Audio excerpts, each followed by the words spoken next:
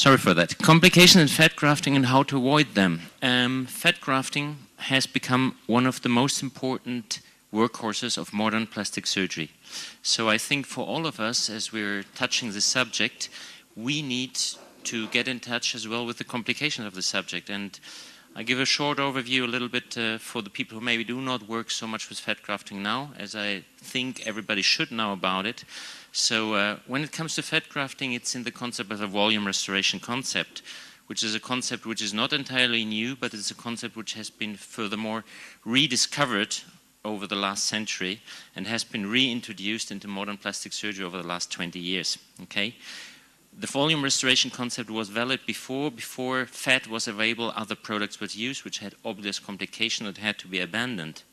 And the grafting of fat was at this time limited to single grafts which were surgically taken. The concept behind of using fat as a volume filler is what you see here. When we're young, we're like a full ripe grape. And when we get older, we turn into a raisin. And this is for everywhere in the body. So we've got two options. Either we pull this raisin back into a pea, which is tightening procedures, or we fill it back and inflate it back into a grape, which is volume restoration and which is fat grafting in our days. This is a short overview about the steps of fat grafting in the last century. Where I'm going to go with this is to the guy called Miller in 1926, who was really the first one who described modern facial fat grafting through a cannula.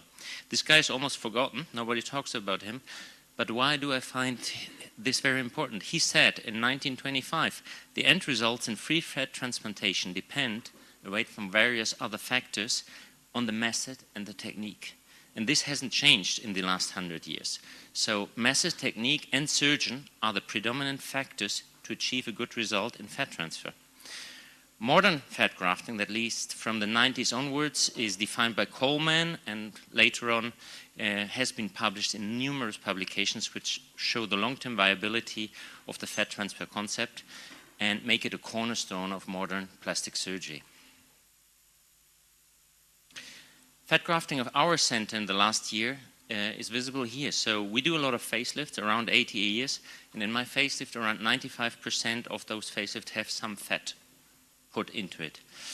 We do, in our days, and this has been a big change of a paradigm shift in the last 5 years, I use with all my breast implant-based breast augmentations fat nowadays in 75% of them, and I use it as a single procedure just for breast augmentation in around 40 procedures a year.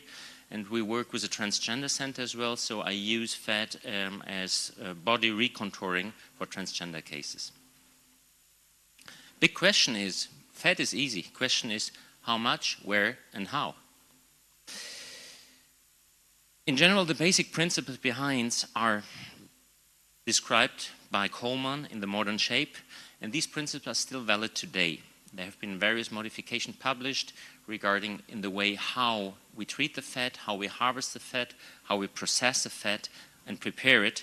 And the integration of the fat, and that's, I think, the most important point, has to follow a certain pattern and has a certain artistic learning curve. And this process is not learned in one day. Just a short overview, which I think is important. Fat grafting depends on survival of the graft. If the graft is too big, it won't survive. So you can see here that the first 7 days when you do a fat grafting, the fat cells, they survive by imbibition. It's a directed diffusion, so they have to drink the plasma. They don't have blood vessels. And if you make the graft too big, you will get necrosis, you get formation of oil cysts, and you're running in the first complications. You have to be in fat particles which are smaller than 1 millimeter, which has a certain point on how the cannulas have to be designed, and how the cannulas have to be designed we use to put them back in. A short overview on the way of what we can achieve in survival of fat grafting if the technique is right. If you use the right pressures, the right products, the right handling, you can get to a survival rate of around 60 to 70% of the fat which you infiltrate. This is something which I tell my patients. I say, no, you won't have all the result you see after the first 2 days after you've been operated. After months, 90% of what you see will stay. After 3 months, that's the final result. These are the 3 steps. harvesting, processing, re-injection. Looks simple, but you can make errors in all of those steps. You can errors in harvesting, too much pressure, too aggressive, too big cannulas. You can errors in the disinfection. You can make errors in the way how you afterwards process the fat. You can make errors in the way how you re-inject the fat, and you can errors in the way of how you choose the material, how to re-inject the fat. So you should have all those points step by step into place before you start fat grafting. Overview about the complications. Most people say it's a safe procedure, and I would agree it's a safe procedure, but I think complications are underrated when it comes to fat grafting. Heavy complications are rare, very rare. Light complications like irregular cysts, swelling, or hematoma are much more current and need to be addressed in the way that we can offer our patients a standardized way of giving this treatment. That's a short overview. There's nothing serious. When you look at something like this is fat grafting around the eye area, which is a very difficult area. We have a very soft tissue coverage of this area. It's a dynamic area. The orbicularis muscle contracts all the time. The fat stays not so easily in the place where you want it, and has, due to the centripetal movement of the orbicularis muscle, has a tendency to group to little cysts. So problem is, once this has been grown in, it is very hard to correct. You can either inject it with some fat dissolving products, which are now newly on the market, so pharmaceutic solution, or you can basically, on one hand as well, operate it again, which is stress on the patient, or you can try to refill on top of it if there's still some indentation around it. How can you avoid it? Look, my first point is use very fine cannulas. That means 0.7, 0.9, maximum 1 millimeter is what I use in the face. I do an exact planning where I want to go, in which layer I want to go anatomically, in which areas I want to stay deep, and in which areas I want to go more superficial, or subcutaneous, or even use nanofat in a very intradermal way. No overfilling, because when you overfill, you will destroy fat cells, and then you get areas where the fat cells will die, will resolve, and you get indentations. And you have to avoid high tissue pressure, because you will get fat cell necrosis as well. This is another example how to correct. This is an infraorbital fat bricks. You can see irregularities. Here, we didn't take anything out, we just regrafted around. And in a secondary tape, you have a much better smoothing out of this area. How can we do this? So you should do an injection which is fan-shaped, which has multiple channels, multiple planes. You do very fine single aliquots. Think always of this smaller than 1 millimeter, per aliquot. This is what we need to have fat cell survival and to have a smooth. You change the layers and you work with a so-called 3D concept. So you have to know the anatomic planes of the face. And to know the anatomic planes of the face, you have to learn and look at the anatomy. Prolonged swelling. It's an issue, and especially when you use nanofat. Nanofat is really nice when you want to work around the eyes, because we have depigmentation very often.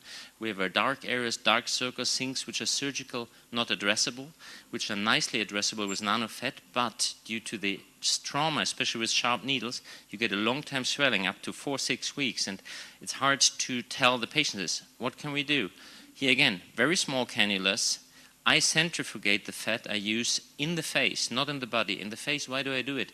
Because I want to get the water out. I don't want to overload with liquid a face which will be swollen anyway.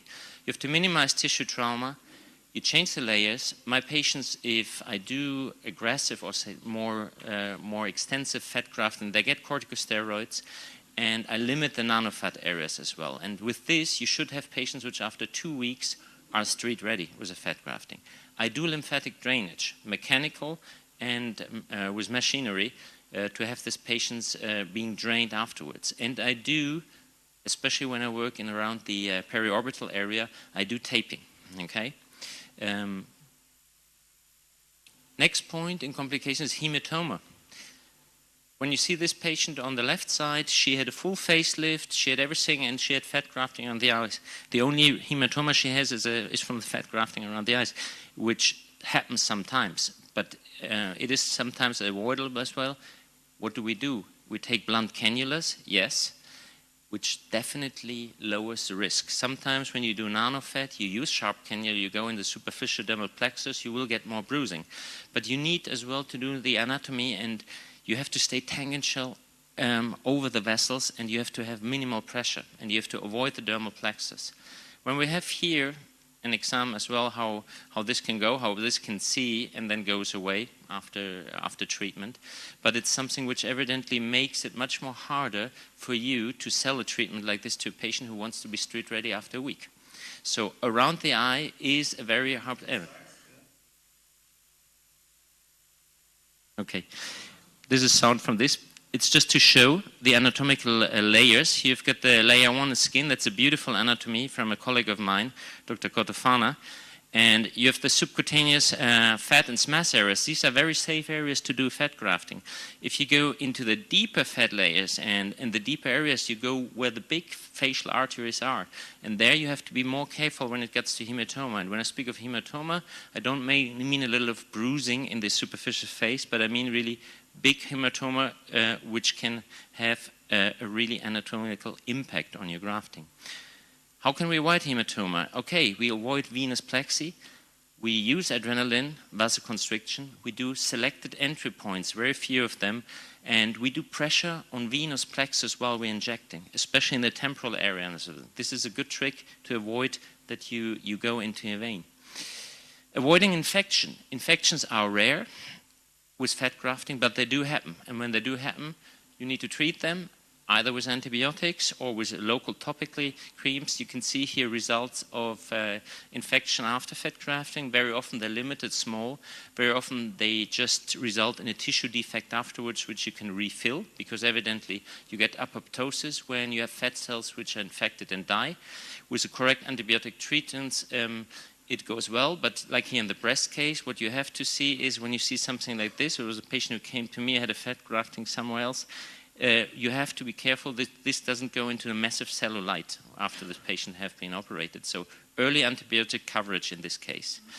Avoiding infection, I like to work with closed systems. There are many systems on the market. I won't speak for one, but a closed system is preferable than doing changes between different syringes all the time. Sterile handling, very, very important. And single-use cannulas can be as well a help in avoiding cross-contamination, except when you not have a department of sterilization or disinfection, which is used to work with fine cannulas. But it's very hard to clean very fine cannulas. Skin disinfection, antibiotics are not important, in my opinion, as a preoperative treatment per se. I don't do it with fat grafting. As I said, to treat possible complications, yes. Avoiding fat embolism. We don't want to see those pictures, but they do exist, okay? So you can see, and you have to think and speak with the patient about avoiding intravascular injections. When you look in the publications, many of them, and especially with the upcoming of Brazilian butt lift, gluteal fat grafting, the raise for intravascular injection has been, of complications from intravascular lesions has been in a upward rise. We should avoid all those kinds of punct because they're hard to treat and they will diminish your aesthetic outcome. But you have to be aware that it's possible. When it comes to fat embolism, you can go up to blindness, to stroke, pulmonary embolism, or skin necrosis, or deep venous embolism. Many multiple articles have been gone out over the last 24 months on this. These are pictures which I asked from several colleagues of mine, and some of them of mine. It is rare to see this. These, for example, is a case which I think everybody would have a fear to see this, and luckily enough, we don't have those cases very often. But they can occur, and evidently we have to be aware how we treat and how we see the anatomy to avoid them. What is the mechanism? The mechanism is that you have an intravascular fat, and you have a high pressure to low pressure drift from the fat from the outside into the vein, and you have a tear in the vein. So when you use fat grafting, you have to be aware of the anatomy, especially of the anatomy of the veins, especially in the face, and especially when you do gluteal fat grafting. We're coming to this later. So use blunt cannulas, be from the vessel to the vessels, you have to be very sure that you don't try to go really in the main axis of the vessel, but you cross over it in a tangential way. You do minimal pressure, you compress the veins, and you control your anatomy. And you can see here as well, there is no safe zone. In the face, there is no safe zone. There are high-risk zones for small cannulas, or there are less high-risk zones for small cannulas. But you have to be aware, we don't have the possibility like we have with a filler and the sharp needle to aspirate and see if there's a blood flow. This is with fat grafting, it is not doable in a physical way. So you have to be, while you're injecting, you have to be very, very aware of possible complications, okay? So when you choose it, choose your angle of injection across the vessels, not tangential to this, okay? This is a little kind of algorithm how you could look when something like this occurs, in the ways how you should treat it. And evidently, this is taking an analogism to filler complications, okay? And many of the things are the same. Even some papers describe, even for fat, the use of hyaluronidase in the case that you have, because you make basically the vessel more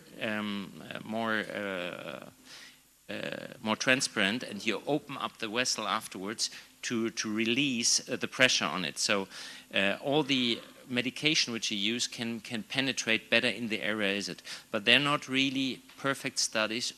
There is no perfect protocol on treating an intravascular injection of fat. Okay, so massage works, nitroglycerin works in this recommended patch, warm compresses work, and you have to see that you move this area. Now, when it comes to avoiding fat embolism, we move from the face to the gluteal area. Okay, we all know that there have been many cases described within the last 12 months with a task force published in the United States, that the raise of complications from gluteal fat grafting has a complication rate which is even higher than abdominoplasty. And we've seen in the talks before that abdominoplasty was the highest complication rate in all our plastic surgery treatments. So we have to ask ourselves, shall we offer a treatment which has a complication rate which is higher than the rest of all our presentations, all our procedures? Or if we do it, shall we limit it, and how can we limit it? So you can see here how deep the deep vascular plexus, the venous plexus, goes right into the iliac veins, and the lesions in this can have really fatal consequences up to death. And the recommendations from the task force to work against this is we should use superficial planes. The thing in this, it's difficult because in all the autopsy which have been done in the causes of death after gluteal fat grafting, even the surgeon said they only injected in the superficial plane. They all had fat in the deep planes. So there's a lack of control of anatomy. We should avoid high recipient pressure. You should use large cannulas over 4.2 millimeters. So here it's the contrary. A large cannula will avoid to put this large cannula in a large vessel. Okay. Knowledge of anatomy, and you should do a prophylaxis DVT. And I'm closing with this and invite you all to visit us this summer on the course we're giving in Marbella. Thank you.